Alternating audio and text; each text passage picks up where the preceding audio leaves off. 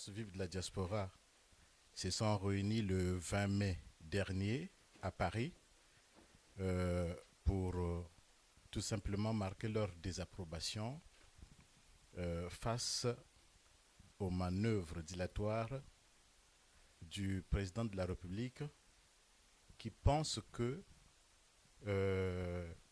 un peu comme si quelqu'un qui dormait et puis se réveille en sursaut pour pouvoir appeler les responsables des partis politiques, de la société civile, des confessions religieuses et de toutes les institutions de la République pour une consultation sur la vie de la nation.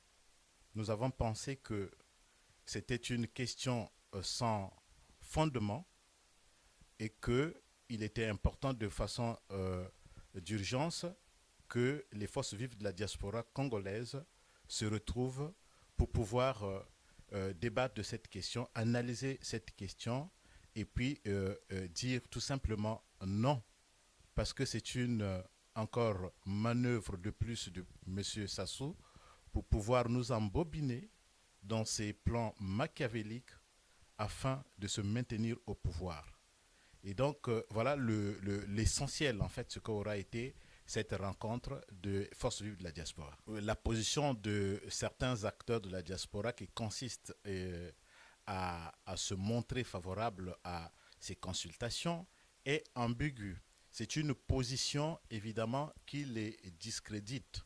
Ils doivent comprendre que, à l'heure où nous sommes, l'homme libre, c'est celui, évidemment, qui doit plutôt penser à la République de demain.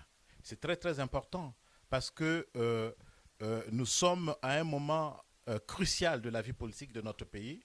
Nous avons en face de nous un président de la République qui ne pense qu'à ses intérêts, aux intérêts de son entourage, aux intérêts pratiquement de son clan, de sa famille, et non à l'intérêt général des Congolais. Et les Congolais sont dans une situation telle qu'il faut que nous puissions évidemment tous nous unir pour pouvoir dire au président actuel qui gère le Congo de pouvoir respecter la loi, de pouvoir respecter le règlement, parce que c'est ça la règle de jeu. Vous avez fait 2 mandats comme le stipule notre constitution. Vous avez évidemment atteint l'âge requis. Vous ne pouvez plus encore être candidat.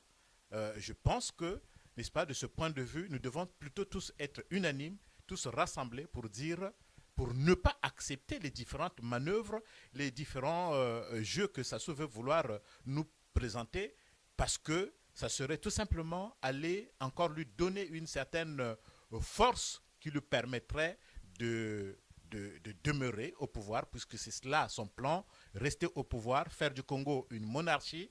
Après lui, ce sera son fils et on ne sait qui d'autre par la suite. Et donc ça, nous disons non. Nous connaissons Sassou Nguesso, il a déjà organisé combien de fois dans notre pays des concertations. Et que ce que ces concertations ont accouché. Notamment lorsqu'on parle, n'est-ce pas, des concertations de Brazzaville, des Veaux, de Dolisie, ceux qui ont accepté, ceux qui avaient accepté d'y aller. Évidemment, des bonnes choses, semble-t-il, avaient été traitées au cours de ces différentes concertations. Mais lorsqu'ils sont revenus à Brazzaville, le président de la République, évidemment, ayant sur sa table les conclusions de ces concertations, n'a pas tenu compte, évidemment, de pouvoir les mettre en pratique pour que notre pays puisse avancer, pour que nous puissions, évidemment, commencer à construire le Congo de demain. Donc, je ne vois pas, n'est-ce pas, pourquoi on peut nous taxer d'égoïsme. Je pense qu'il est tout simplement question de poser une certaine, n'est-ce pas, résistance à ce monsieur.